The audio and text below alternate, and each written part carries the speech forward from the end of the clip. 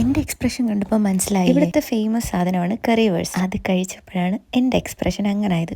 ഒരു worst expression. ഇന്ന് ഞാൻ പോകുന്നത് ഡിസൈനർ ഔട്ട്ലെറ്റിലോട്ടാണ്. ചുമ്മാതിരുന്നപ്പം പോകാമെന്ന് കരുതി. ബെർലിനിൽ നിന്ന് അത്യാവശ്യം ദൂരമുള്ളൊരു സ്ഥലം. ഞാനും എൻ്റെ ഒരു കൂട്ടുകാരനും കൂടാണ് അങ്ങോട്ട് പോകുന്നത്. കൂട്ടുകാരൻ അപ്പുറത്തിരുന്ന് തകർത്തിരുന്ന് ആരെയൊക്കെയോ ഫോൺ വിളിക്കുന്നുണ്ട്.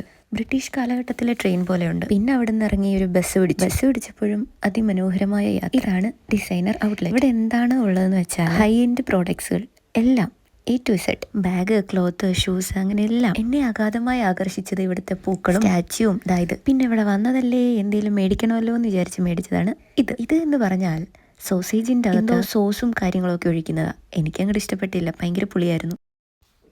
ഇത് ക്രോക്സിൻ്റെ ഷോറൂമാണ്. ക്രോക്സ് കൊണ്ട് ഒരു മനുഷ്യനുണ്ടാക്കി വെച്ചേക്കുന്നു. അപ്പോൾ ഇത് മനുഷ്യനാണോ എന്ന് നിങ്ങൾ ചോദിക്കും. ഇവിടുത്തെ സിഗ്നലിൽ കാണുന്ന പച്ച മനുഷ്യൻ ഇതാണ്. പിന്നെ ഞാൻ തന്നെ അവിടെയൊക്കെ അങ്ങോട്ടും ഇങ്ങോട്ടൊക്കെ നടന്നൊരു വീഡിയോ ഒക്കെ എടുത്ത് പിന്നെ പോയത് മോൾ ഓഫ് ബെർലിനായിരുന്നു. ബാക്കി സാധനം മേടിക്കാം. ബാക്കി കൂപ്പൺ കിടപ്പുണ്ട്. ജീവിക്കുന്ന മനുഷ്യരെ നിങ്ങൾ കണ്ടിട്ടുണ്ടോ?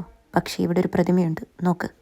പിന്നെ അവിടെ ചെന്നൊരു ഹെയർ ഡ്രയർ, മിക്സിയും 2 ട്രൈപോഡും കോഫി ഉണ്ടാക്കുന്ന സാധനവും മേടിച്ചു. ഈ കാണുന്നത് എൻ്റെ വിഷ് ലിസ്റ്റിലുള്ളതാ. ബക്കറ്റ് ലിസ്റ്റ് എന്നും പറയാം. എന്തെങ്കിലും മേടിക്കുമായിരിക്കും. 2 കൂപ്പൺ കിട്ടിയാൽ മേടിക്കാവുന്നതേ ഉള്ളൂ. അങ്ങനെ കവറിലും ബാഗിലും ഒക്കെ സാധനങ്ങളാക്കി വീണ്ടും ഞങ്ങൾ അവിടെയൊക്കെ കുറച്ച് നേരം കറങ്ങി. പിന്നെ പോയത് DMലാണ്.